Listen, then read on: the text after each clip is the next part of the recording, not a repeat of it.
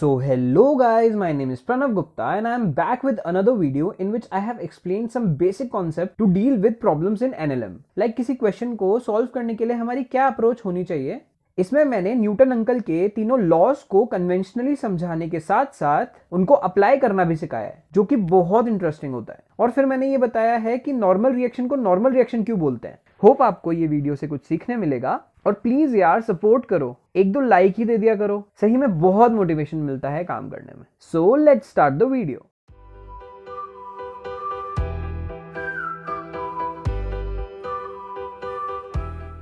चलिए मैं इस एग्जांपल से समझाना स्टार्ट करता हूं। इसमें इस ब्लॉक पे 20 न्यूटन का फोर्स लग रहा है। ये चीज बहुत ऑब्वियस है कि अगर किसी बॉडी पे कोई फोर्स लगता है तो वो बॉडी मूव करती है। अब बॉडी दो तरीके से मूव कर सकती है, एक तो कांस्टेंट वेलोसिटी से और एक वेरिएबल वेलोसिटी से। यहाँ सेकंड लॉ पिक्चर में आता है और सेकंड लॉ हमें बताता है कि बॉडी कांस्टेंट वेलोसिटी से मूव करेगी या फिर वेरिएबल वेलोसिटी से मूव करेगी।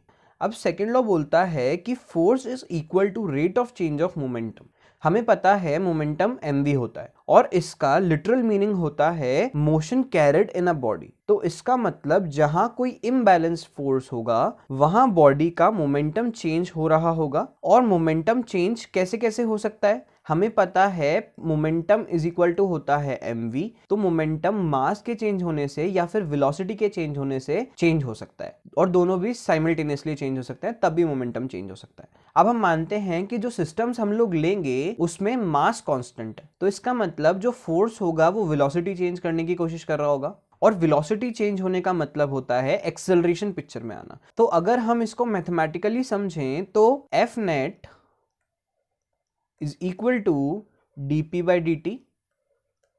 अब ये नेट क्यों लिखा है ये चीज समझ में आएगी। ओके, तो अब मैं एफ नेट को इज इक्वल टू करता हूं d into mv by dt से।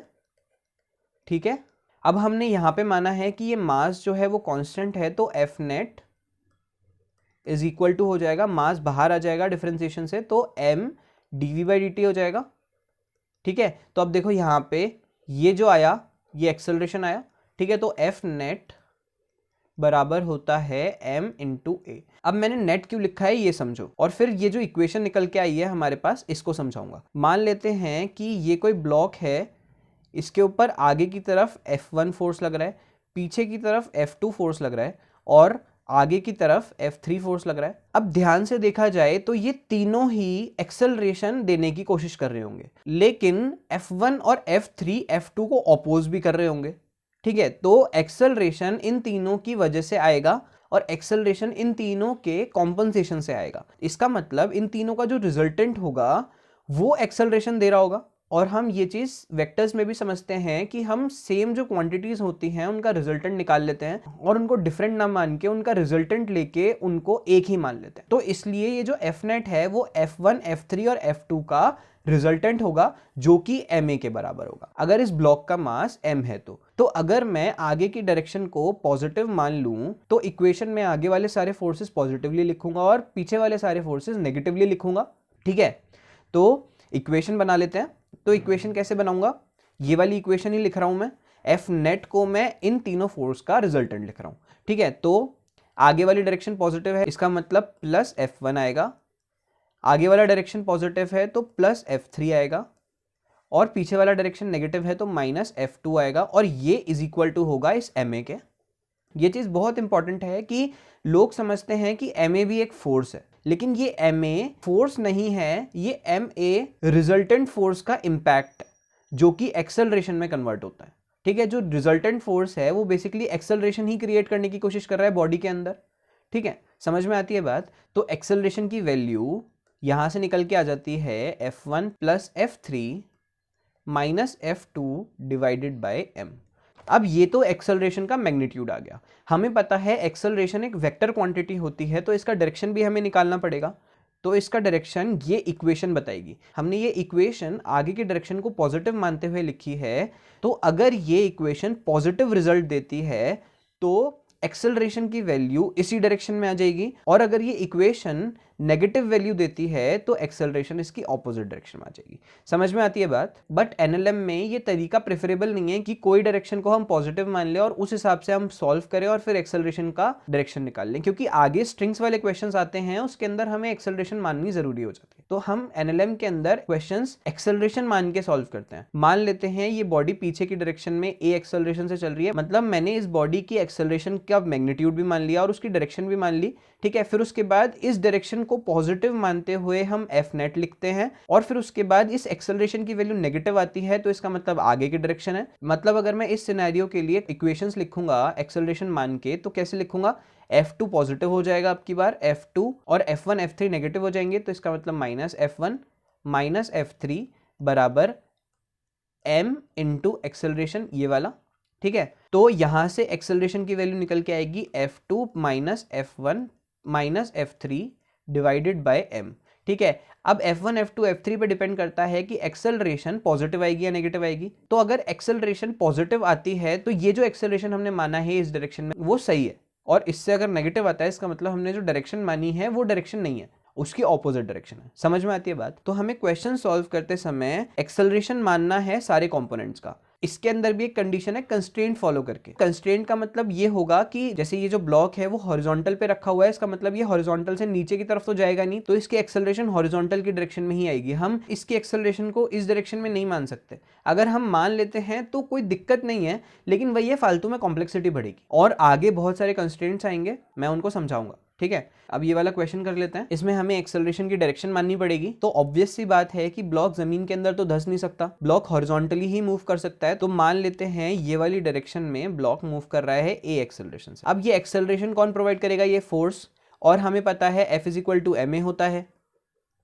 इस ब्लॉक पे हॉरिजॉन्टल डायरेक्शन में ये वाला फोर्स लग रहा है, तो इसका मतलब 20 इज इक्वल टू मास कितना है 2 इंटू एक्सेलरेशन a, ठीक है। तो एक्सेलरेशन की वैल्यू यहाँ से 10 मीटर पर सेकंड स्क्वायर निकल के आती है। चलिए अब ये वाले क्वेश्चन से कुछ सीखने की कोशिश करते हैं। तो सबसे पहले तो हमें इस ब्लॉक की एक्सेलरेशन माननी पड़ेगी। तो मान लेते हैं ये ब्लॉक आगे की डायरेक्शन में ए एक्सेलरेशन से जा रहा है, तो इसका मतलब कोई पहले वाले तरीके से इसको सॉल्व करके बोल देगा कि एक्सेलरेशन की वैल्यू 10 मीटर पर सेकंड। बट भैया बता दूं कि आपने F is equal to ma तो पढ़ लिया, बट आपने वेक्टर्स के खेल को नहीं समझा।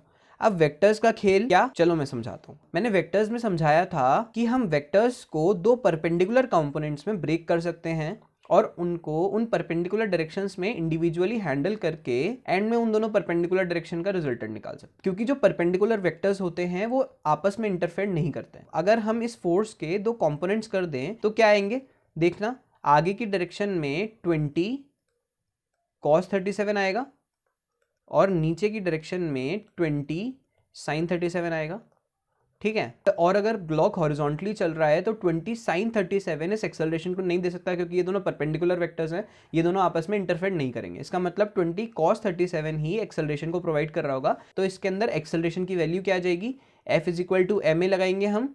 तो मैंने क्या बोला, 20 cos 37 ही इस एक्सेलरेशन को क्रिएट कर रहा होगा। समझ में आती है बात? तो इसका मतलब F की जगह यहाँ पे 20 cos 37 आएगा, ना कि 20 sin 37 या फिर 20। समझ में आती है बात? तो 20 cos 37 is equal to mass है 2 इंटू एक्सेलरेशन है a, ठीक है। cos 37 की वैल्यू क्या होती है 4/5, तो 20 into 4/5 is equal to 2 into a। तो a की वैल्यू यहां से निकल के आ जाएगी 8 मीटर पर सेकेंड स्क्वायर।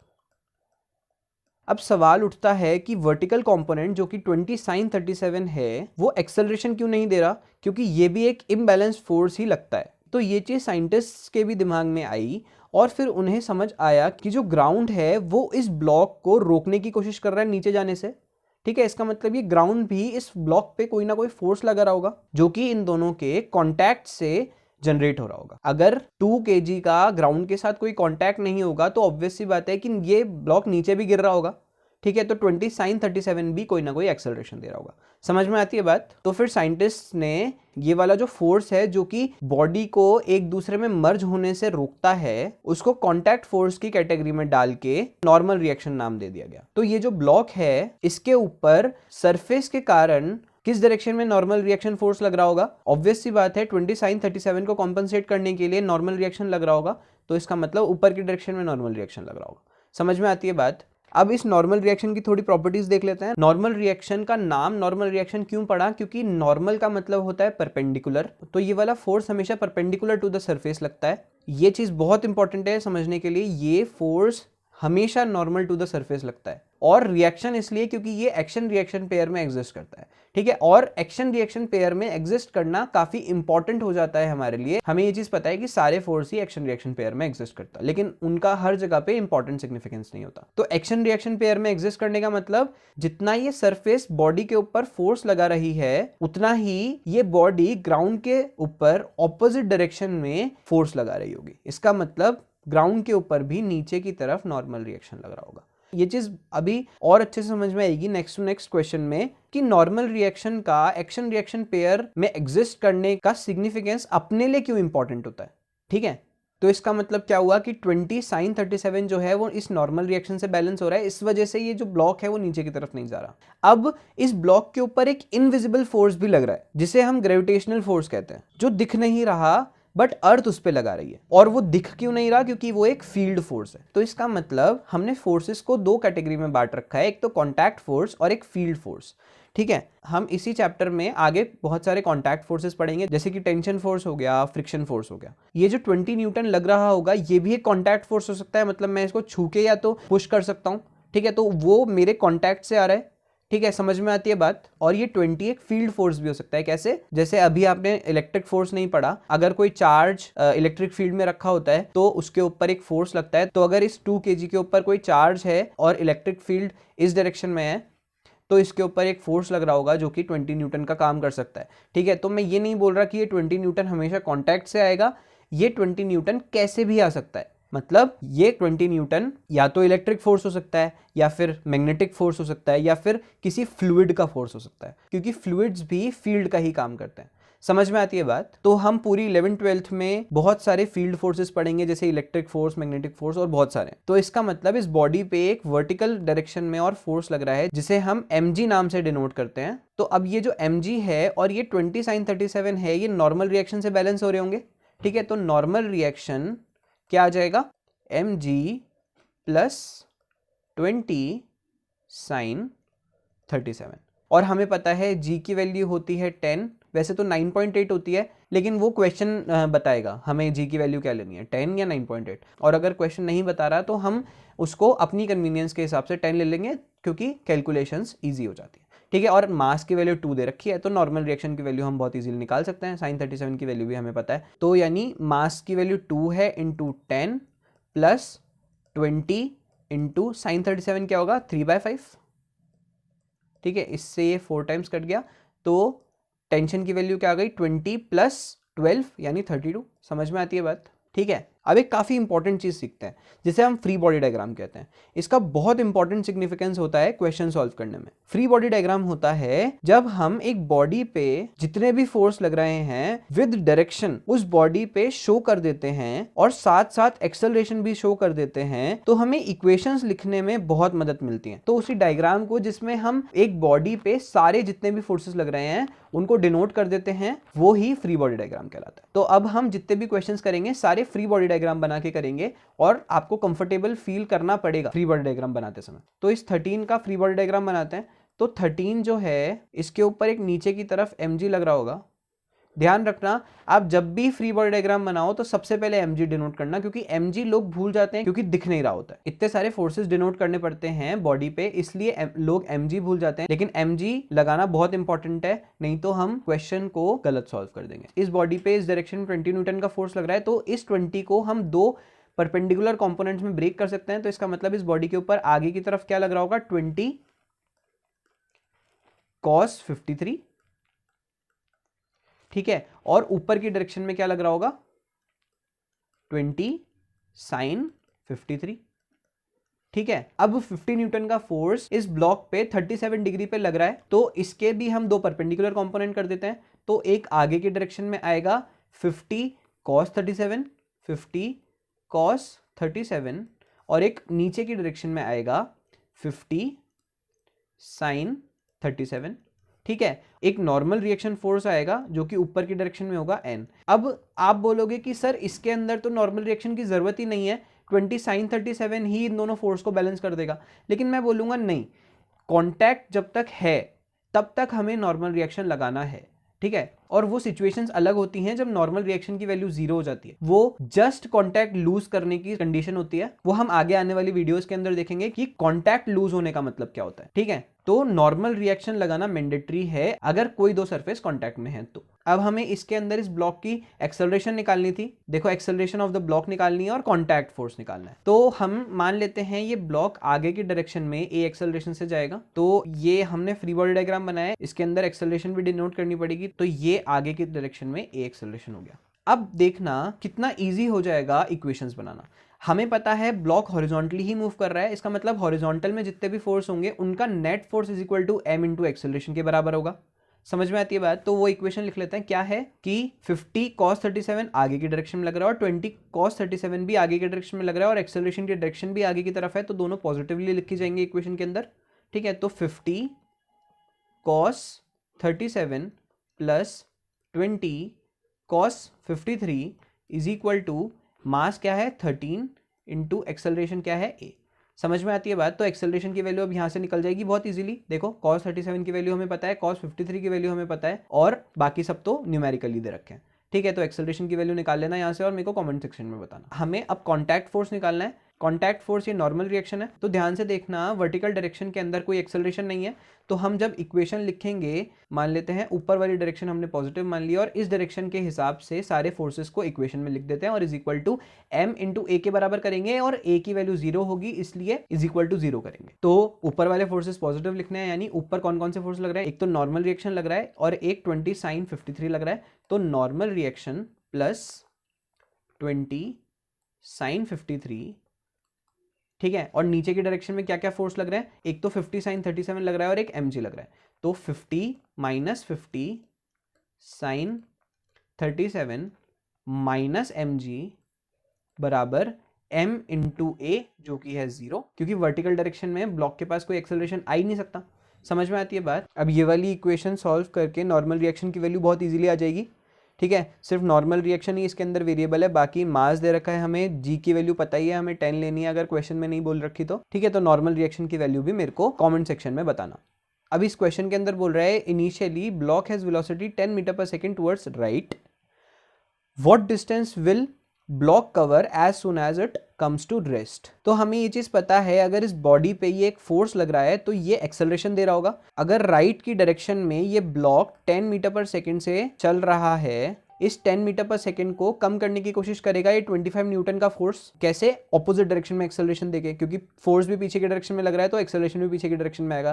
तो मैं मान लेता हूं कि इस फोर्स की एक्सेलरेशन पीछे की डायरेक्शन में a आ गई, तो एक्सेलरेशन की वैल्यू निकाल लूंगा मैं। देखो, force is equal to mass into acceleration. देखो, फोर्स जो है वो 25 न्यूटन लग रहा है, ठीक है। तो 25 इज इक्वल टू मास क्या है 5 इंटू एक्सेलरेशन क्या है a। तो एक्सेलरेशन की वैल्यू क्या आ गई यहाँ से 5, ठीक है, मीटर पर सेकेंड स्क्वायर।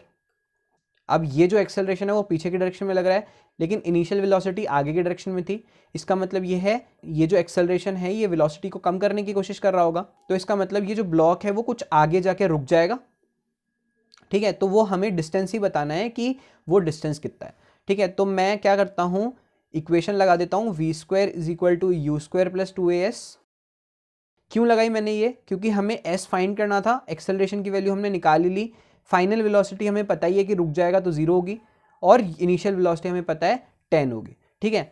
तो अब हम इसको तो 0 लिख देते हैं, तो इसका मतलब 0 इज इक्वल टू u की वैल्यू क्या आएगी, ध्यान से देखना। अगर हम एक्सेलरेशन वाली डायरेक्शन को पॉजिटिव मान लें तो u की वैल्यू नेगेटिव आएगी, ठीक है। तो -10 का whole square plus 2 into acceleration की वैल्यू क्या निकाली है 5 इंटू एस। तो s की वैल्यू क्या आ जाएगी यहाँ से 100 डिवाइडेड बाय 2 इंटू 5 यानी 10। तो यानी इसके अंदर s की वैल्यू क्या आ गई 10 मीटर। और ये तो डिस्प्लेसमेंट का मैग्नीट्यूड है, लेकिन किस डायरेक्शन में मूव करेगा हमें पता है। इनिशियल वेलोसिटी अगर आगे की डायरेक्शन में है तो ब्लॉक आगे की डायरेक्शन में ही मूव कर रहा होगा और रुक जाएगा यहाँ आके, और ये जो डिस्टेंस आएगी 10। समझ में आती है बात? अब मैंने बोला था कि मैं नॉर्मल रिएक्शन का सिग्निफिकेंस बताऊंगा कि इसका एक्शन रिएक्शन पेयर में एग्जिस्ट करना हमारे लिए इतना इंपॉर्टेंट क्यों होता है। तो मैंने क्या बोला था, सबसे पहले हमें फ्री बॉडी डायग्राम बनाना है, तो हम सारे ब्लॉक्स का फ्री बॉडी डायग्राम बना देते हैं। 5 ब्लॉक का फ्री बॉडी डायग्राम बनाएंगे तो क्या होगा, इसके ऊपर नीचे की तरफ mg लगेगा, mg सबसे पहले लगाना था, याद रखना, ठीक है। और आगे की तरफ इसके ऊपर 45 न्यूटन का फोर्स लग रहा है, ठीक है। इसके ऊपर एक ऊपर की डायरेक्शन में नॉर्मल रिएक्शन लग रहा होगा। और ध्यान से देखा जाए तो ये जो सरफेस है ये कांटेक्ट में है इन बॉडी के। इसका मतलब क्या होगा कि 10 जो है वो 5 को रोकने की कोशिश कर रहा होगा अपने अंदर समाने से। तो इसका मतलब ये जो 10 है ये 5 के ऊपर पीछे की डायरेक्शन में फोर्स लगा रहा होगा, ठीक है। ये जो 10 है ये पीछे की डायरेक्शन में एक नॉर्मल रिएक्शन लगा रहा होगा। क्यों पीछे की डायरेक्शन में क्यों लिया, क्योंकि हमें पता है normal reaction perpendicular to the surface होता है। तो परपेंडिकुलर टू द सरफेस यानी ये वाला कांटेक्ट सरफेस है, तो इसके परपेंडिकुलर यानी हॉरिजॉन्टल डायरेक्शन में, और पीछे की डायरेक्शन में इसलिए क्योंकि 5 जो है वो 10 के अंदर मर्ज होने की कोशिश कर रहा है, तो 10 उसको रोकने की कोशिश कर रहा है, इसलिए 5 के ऊपर पीछे की डायरेक्शन में लगेगा। अब देखो हमने इसके सारे फोर्सेस को डिनोट कर दिया, mg हो गया, नॉर्मल रिएक्शन हो गया, 45 न्यूटन हो गया, और ये वाला नॉर्मल फोर्स हो गया। हमने एक गलती कर दी कि ये दोनों नॉर्मल को सेम नाम दे दिया, तो इसको मैं n1 नाम दे देता हूँ, ठीक है। अब एक चीज मिसिंग है इसके अंदर, क्या, एक्सेलरेशन।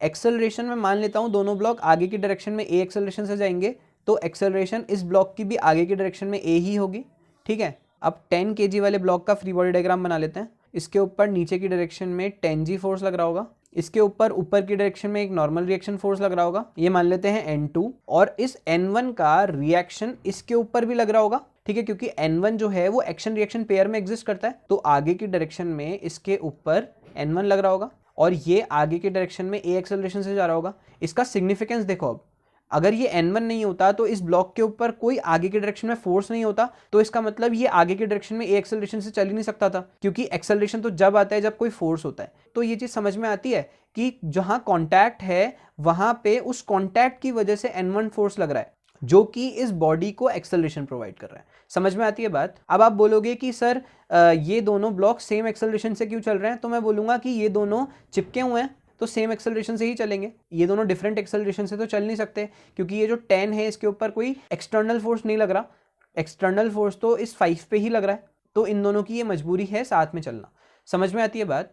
चलिए अब सारे फोर्सेस को बैलेंस कर देते हैं। देखिए फर्स्ट वाले ब्लॉक के ऊपर अगर मैं इक्वेशन लिखूं तो mg बराबर n आएगा एक इक्वेशन, और एक इक्वेशन हॉरिजॉन्टल डायरेक्शन में लगेगी। आगे की डायरेक्शन में एक्सेलरेशन a है, तो आगे की डायरेक्शन हमको पॉजिटिव माननी पड़ेगी और पीछे की डायरेक्शन हमको नेगेटिव माननी पड़ेगी, इज इक्वल टू ma लिखना पड़ेगा, ठीक है। तो आगे की डायरेक्शन में 45 न्यूटन लग रहा है, यानी 45 माइनस n1, ठीक है, इज इक्वल टू मास क्या है इसका 5 इंटू एक्सेलरेशन a, ठीक है। तो हमने 5 kg के ऊपर इक्वेशंस लिख दी। अब 10 kg के ऊपर इक्वेशन लिख देते हैं। तो एक इक्वेशन आएगी 10g बराबर n2, क्योंकि ब्लॉक वर्टिकल डायरेक्शन में मूव नहीं कर रहा, उसकी एक्सेलरेशन वर्टिकल डायरेक्शन में 0 है, इसलिए ये दोनों इक्वल हो जाएंगे। और हॉरिजॉन्टल डायरेक्शन में ब्लॉक a एक्सेलरेशन से मूव कर रहा है, तो हॉरिजॉन्टल वाले सारे forces is equal to ma होगा। हॉरिजॉन्टल डायरेक्शन में सिर्फ n1 लग रहा है और n1 आगे की डायरेक्शन में ही है, तो इसका मतलब n1 is equal to 10 into a हो गया, ठीक है। अब देखो ये इक्वेशन से n2 की वैल्यू आ जाएगी, ये इक्वेशन से n की वैल्यू आ जाएगी, क्योंकि मास की वैल्यू पता है हमें 5 और g की वैल्यू पता है हमें 10, ठीक है। अब देखो n1 की वैल्यू अगर मैं इस इक्वेशन में रख दूं, यहां से n1 की वैल्यू पता है हमको 10a है, तो 45 माइनस n1 की वैल्यू है 10a is equal to 5a, तो 45 इज इक्वल टू आएगा 15a, और a की वैल्यू क्या आएगी 45 डिवाइडेड बाय 15, जो कि होती है आई गेस 3 मीटर पर सेकंड स्क्वायर। अब ये वाला क्वेश्चन करते हैं। इस वाले क्वेश्चन में हम फर्स्ट लॉ को समझेंगे। कैसे? फर्स्ट लॉ क्या बोलता है कि अगर कोई बॉडी रेस्ट पे है तो वो रेस्ट पे रहने की कोशिश करेगी, अगर कोई बॉडी किसी कांस्टेंट वेलोसिटी से चल रही है तो वो उसी वेलोसिटी में चलती रहेगी जब तक उसके ऊपर कोई एक्सटर्नल इम्बैलेंस्ड फोर्स नहीं लगता। तो अगर मैं ये 25 न्यूटन का फोर्स 5 kg के ऊपर लगा रहा हूं, और अगर ये जो सरफेस है वो स्मूथ है, मतलब परफेक्टली स्मूथ है, इसका मतलब इन दोनों के बीच में कोई फ्रिक्शन नहीं होगा, तो इसका मतलब ये जो 5 है सिर्फ ये आगे की तरफ मूव करेगा और 10 kg का ब्लॉक जो है वो मूव करेगा ही नहीं। तो अब हमें क्या निकालना है कि ये जो 100 kg का ब्लॉक है ये ड्रॉप कब हो जाएगा, ये गिर कब जाएगा 5 kg वाले ब्लॉक से। तो इसका मतलब क्या है कि ये जो 5 kg वाला ब्लॉक है इसको 125 मीटर चलना पड़ेगा, तभी ये जो ब्लॉक है ये यहाँ पहुंच पाएगा और उसके जस्ट अगले मोमेंट पे 100 kg का ब्लॉक ड्रॉप हो जाएगा। और इसके अंदर ये भी दे रखा है कि thickness of 100 kg block is negligible. आप बोलोगे कि सर 5 kg का ब्लॉक तो इतना बड़ा और 100 kg का ब्लॉक इतना सा, तो मैं बोलूंगा ये सब डेंसिटी का खेल है। फिजिक्स के अंदर आगे बढ़ोगे तो आपको समझ में आएगा कि डेंसिटी बहुत मेजर रोल प्ले करती है किसी भी बॉडी के साइज के ऊपर, ठीक है। तो मुझे क्या करना है कि ये जो ब्लॉक है ये इनिशियली रेस्ट पे रखा हुआ है, देखो initially system is at rest लिखा हुआ है यहाँ पे, ठीक है। तो 5 kg वाला ब्लॉक जो है वो इनिशियली 0 वेलोसिटी से चल रहा होगा, ठीक है। तो मेरे को इस 5 kg के ब्लॉक को 125 मीटर चलाना है। तो ये चलेगा कैसे, ये जो 25 न्यूटन है ये इसको एक एक्सेलरेशन देगा आगे की डायरेक्शन में, और फिर उस एक्सेलरेशन से वेलोसिटी जनरेट होगी और कुछ टाइम बाद ये 125 मीटर चल जाएगा, ठीक है। हमें वो ही टाइम निकालना है। तो सबसे पहले तो मैं इसकी एक्सेलरेशन निकाल लेता हूँ F = ma लगा के।